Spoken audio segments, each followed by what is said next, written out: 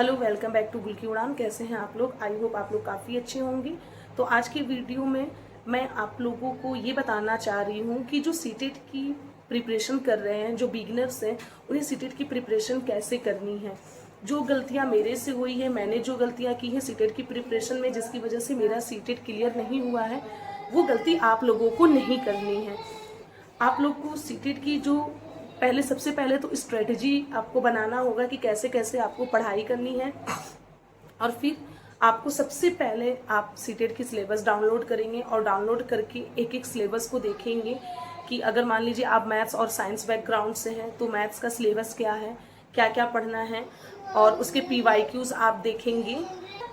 उसके बाद उसका PYQs एनालिसिस करेंगे कि किस पार्ट से कितने क्वेश्चंस पूछे जा रहे हैं। साइंस आपका 30 मार्क्स का आता है, 30 मार्क्स मैथ्स और 30 मार्क्स साइंस। तो साइंस का आप सिलेबस पहले डाउनलोड करेंगे, उसका सिलेबस देखेंगे क्या क्या टॉपिक पूछी जा रही है। फिर PYQs को 2-3 साल का एनालिसिस करेंगे कि कौन से टॉपिक से कितनी क्वेश्चंस पूछी जा रही है।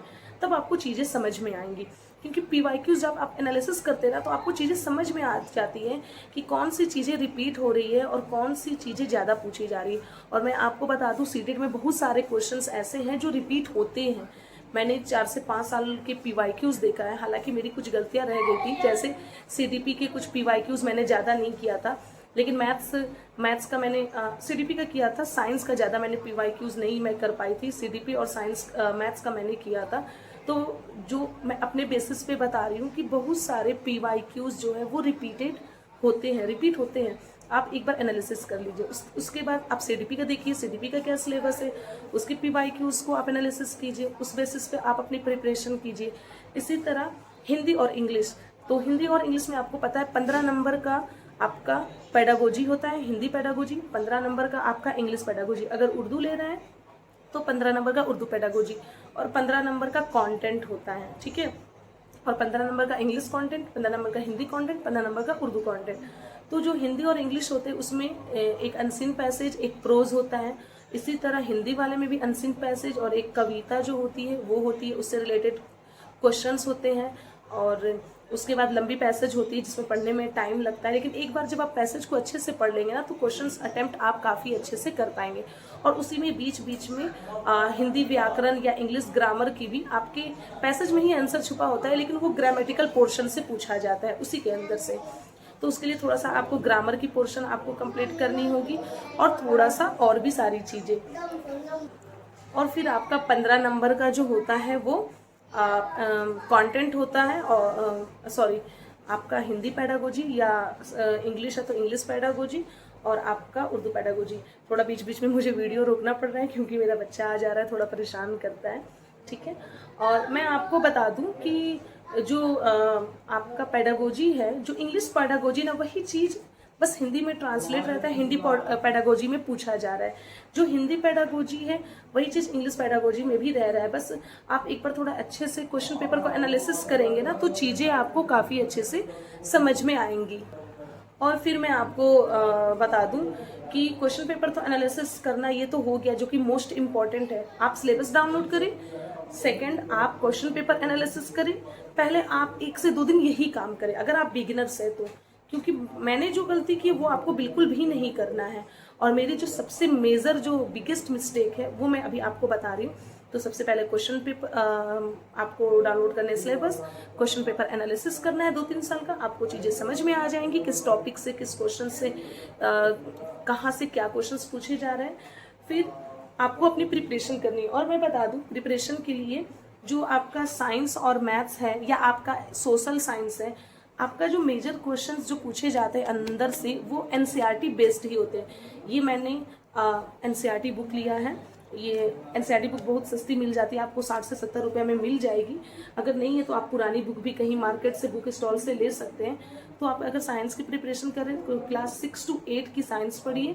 फिर जब आप ये पढ़ लें, इसकी प्रिपरेशन कर ले, तो आप 9th-10th को भी थोड़ा सा देखिए, ठीक है। थोड़ा सा आगे की चीज़ें आप पढ़ लेंगे तो और अच्छी हो जाएगी। अगर आपका सोशल साइंस है तो 6 to 8 का पढ़िए और आगे का 9th-10th भी थोड़ा सा पढ़ लीजिए अगर आपको टाइम मिलता है। हालांकि अभी तो नोटिफिकेशन आई नहीं है। देखिए, ये अप्रैल का लास्ट मंथ चल रहा है, अगर जुलाई में एग्जाम होना होगा तो मई के फर्स्ट वीक तक नोटिफिकेशन आ जाएगी। अगर जुलाई में एग्जाम नहीं होना है, दिसंबर में होना है, तब तो थोड़ा सा टाइम लगेगा नोटिफिकेशन को आने में, लेकिन अभी आपके पास भरपूर टाइम है। आप चाहें तो फर्स्ट अटेम्प्ट में क्लियर कर सकते हैं।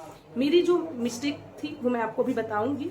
तो एनसीईआरटी बुक, सीडीपी आपको पढ़ना है तो सीडीपी अगर आपको पढ़ना है तो आप सचिन सर से भी पढ़ सकते हैं, आप हिमांशी मैम से भी पढ़ सकते हैं। आप एक एक लेक्चर दोनों लोगों का देख लीजिए, जिनका आपको बेस्ट लगता है, जिनका आपको समझ में आता है। हो सके मुझे हिमांशी मैम का बेस्ट लगता हो, लेकिन आपको ज़्यादा समझ में आता हो सचिन सर का, तो आप सचिन सर का पढ़ सकते हैं। वो एकदम आपके ऊपर डिपेंड करता है, और मुझे दोनों लोगों का ठीक लगता है, ठीक है। और जो चीज़ें मुझे कंफ्यूज होती है तो दोनों लोगों का कुछ कुछ चीज़ें मैं देख लेती हूँ। और आपको साइंस पढ़ना है तो काजल धामी मैम से, पपिल टीचर। और मैथ्स के लिए मैं बता दूं कि मैथ्स के लिए आप RWA रोजगार विद अंकित, वहाँ पर देख सकते हैं मैथ्स का पोर्शन। हिंदी और इंग्लिश आप हिमांशी मैम से कर सकते हैं या सचिन सर से कर सकते हैं। हालांकि काजल धामी मैम ने भी मैथ्स का पोर्शन करा रखा है, उनकी प्लेलिस्ट आप जाकर एक बार देखिएगा। तो मैं ये बिगिनर्स वालों को बता रही हूँ, जो बिगिनर्स नहीं है, जो कई बार एग्जाम दे चुके हैं, उनको पता है कि उनकी क्या गलती है। और जैसे मुझे पता चल गया, इस बार मेरा फर्स्ट अटेम्प्ट था तो मुझे मेरी गलती पता चल गई। और मेरी गलती क्या थी, बिगेस्ट मिस्टेक, आप कभी भी जब एग्ज़ाम देने जाए ना तो सबसे पहले आप लैंग्वेज वाला पोर्शन को टच करें, हिंदी और इंग्लिश, या हिंदी उर्दू जो भी आपका लैंग्वेज हो, संस्कृत हो। अब आप कहेंगे क्यों, जैसे मैंने सबसे पहले सीडीपी टच किया, 45 से 50 मिनट मैंने उसी में ले लिया। मैथ्स को टच किया सेकेंडली, उसमें मैथ्स मेरा बहुत जल्दी हो गया, लेकिन 3-4 क्वेश्चंस में मैंने बहुत ज़्यादा टाइम ले लिया, उसके आंसर नहीं आ रहे थे। बट मैं जब घर पे आके सॉल्व मैंने किया, तुरंत हो गया। यूँ होता है, पैनिक हो जाता है इंसान, टाइम देखता है कि ज़्यादा हो गया तो पैनिक कर जाता है। फिर उसके बाद अब मेरे पास, मैंने साइंस को किया लेकिन क्वेश्चन को पढ़ा, लेकिन दिमाग नहीं लगा। अब जैसे लग रहा था बस पढ़ रही हूँ और ABC में या 1 2 3 4 में कोई टिक कर दे रही हूँ, ऐसा हो गया था। और हिंदी इंग्लिश में तो कुछ टाइम नहीं बचा था, मैंने एकदम लिटरली तुक्का मार के मैं आई थी और मेरे मार्क्स बने थे 77 या 76। हालांकि मेरे मॉक टेस्ट में 90 एबव 100 एबव बनते थे, और अगर मैंने ढंग से एग्ज़ाम दिया होता ना तो मैं ये नहीं कह रही हूँ मेरा 120 या 10 आया होता, लेकिन 90 क्रॉस कर गया होता, मेरा सीटेट क्लियर हो गया होता। इतना मुझे यकीन था खुद पे, जितनी भी मैंने प्रिपरेशन की थी। और मैं आपको बता दूँ कि अभी जब आप बिगिनर हैं तो मॉक अभी नहीं लगाएंगे, पहले आप 2 से 3 महीना पूरी अच्छी तैयारी करें। जब 2-3 महीना आप पढ़ लें, अभी तक तो नोटिफिकेशन नहीं आई है, आप पढ़ना स्टार्ट कर दें। 2 से 3 महीना या कम से कम 2 महीना आप जितने भी आपके सब्जेक्ट है, जितने भी पार्ट हैं, उन सभी को पढ़ लें, और पढ़ने के बाद फिर मॉक लगाए, देखें आपका कहाँ गलती हो रही, फिर गलतियों को एनालिसिस करें। और टेक्स्ट बुक पे आप मॉक अच्छे से दे सकते हैं, वहाँ आपको टाइमर के साथ मॉक मिलती है, एकदम एग्ज़ाम वाली फीलिंग आएगी। लेकिन मैं ये भी कहूँगी, जब आप मॉक देना तो आप OMR जो है जेरोक्स वगैरह निकलवा लें, आप उस पर आप मोबाइल पे क्वेश्चन पढ़ें, और जब आपको टच उस पर कर लें, टच करने के बाद आप OMR को फिल करें, उससे आपको ना एग्ज़ाम का प्रेशर समझ में आएगा। क्योंकि मॉक में, जब मैं मॉक लगाती थी तो मेरा जो 2.5 घंटा है, मेरा 2 घंटे में पेपर हो जाता था, कभी 45 मिनट बच जाता था, कभी 30 मिनट। और एग्ज़ाम में मेरा तो साइंस, हिंदी, इंग्लिश करने का टाइम ही नहीं बचा, क्योंकि फर्स्ट टाइम था OMR वाला। अभी तक जितना मैंने एग्ज़ाम दिया सब CBT वाला था, कंप्यूटर बेस्ड। तो ऐसे जब आप मॉक लगाएंगे तो आपको ना कम से कम ये होगा कि आपको एग्ज़ाम वाली फीलिंग आएगी, आपको समझ में आ जाएगा कि आप OMR को भरने में कितना टाइम लगा रहे हैं, और आपकी स्पीड भी बढ़ेगी। लेकिन अभी नहीं, जब 2-3 महीने आप पढ़ाई कर लें उसके बाद अभी लगाएंगे, आपका मार्क्स नहीं आएगा कुछ, आप डिमोटिवेट हो जाएंगे, आपको अच्छा नहीं लगेगा, पढ़ने का दिल नहीं करेगा।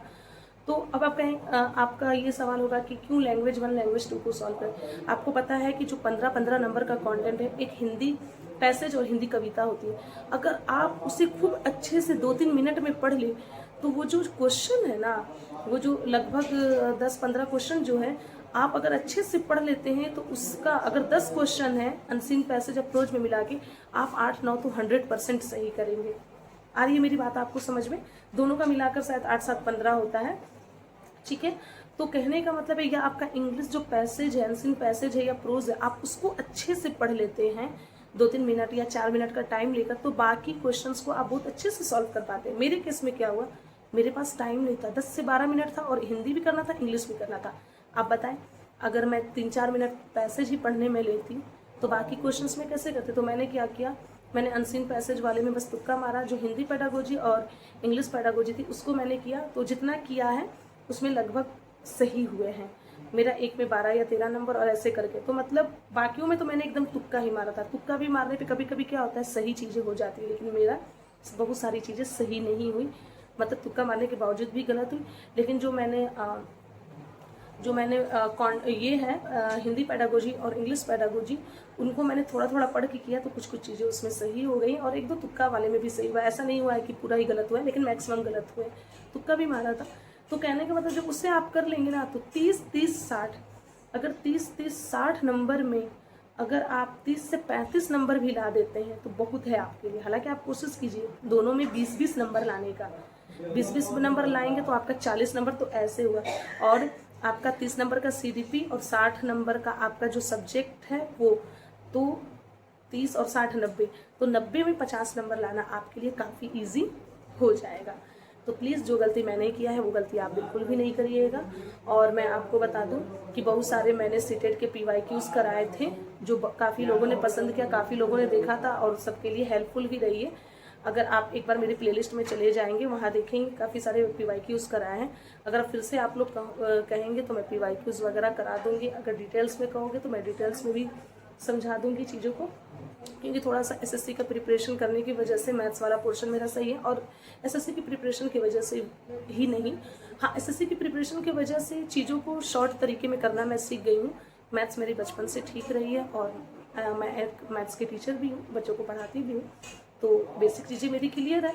और SSC की प्रिपरेशन करने की वजह से मेरी शॉर्ट जो तरीके होते हैं, जो जल्दी आपको करने हैं, ऑप्शन से आपको कैसे करना है, तो वो चीज़ें मेरी क्लियर हो गई है। खैर, और मुझे आज वीडियो डालना था यूपी टेट के लिए, तो वो मैंने डाला नहीं, सोचा कि सीटेट के बारे में आज बात कर लूँ। यूपी टेट के लिए मैं आपको बता दूँ, आज मैं पढ़ूंगी चैप्टर नंबर 5। बुक तो अभी मेरे पास है नहीं, मैं टेलीग्राम चैनल पे 6 की बुक मैंने दूसरे रूम में रखा है। टेलीग्राम चैनल में मैं 4th चैप्टर तक हम लोगों ने पढ़ लिया है। आज चैप्टर नंबर 5 में क्लास 6 की साइंस की बुक पढ़ूंगी। उसकी पिक, वो चैप्टर का नाम क्या है, I think sorting of materials होगा या ऐसा कुछ है, तो उसकी पिक मैं भेज दूंगी। और आपको यूपी टेट में इंग्लिश ग्रामर ज़्यादा आता है, तो उसका OWS में हम लोग कर रहे हैं 1 वर्ड सब्स्टिट्यूशन, उसका पिक मैं भेज दूंगी। और CDP, यूपी टेट के लिए CDP का आज आपको लेक्चर 4 पढ़ना है। और अगर आपको टाइम मिले तो आप हिंदी भी ग्रामर पढ़ लीजिए। तो आज के लिए बस इतना ही। लेकिन हाँ, मैथ्स के क्वेश्चन थोड़ा थोड़ा 2 ही 4 सॉल्व करें, लेकिन रोज सॉल्व करें, उससे आपकी पकड़ अच्छी बनेगी। तो आज के लिए बस इतना ही। Thank you so much. और हाँ, टेलीग्राम चैनल को ज्वाइन करना ना भूलें, क्योंकि जो जो अच्छे अच्छे अपडेट है एग्जाम से रिलेटेड, वो मैं टेलीग्राम चैनल पे ही डालती हूँ। और बाकी कुछ और भी क्वेरी होगी तो प्लीज़ कमेंट सेक्शन में ज़रूर बताइएगा। आज के लिए बस इतना ही। Thank you so much. Bye bye.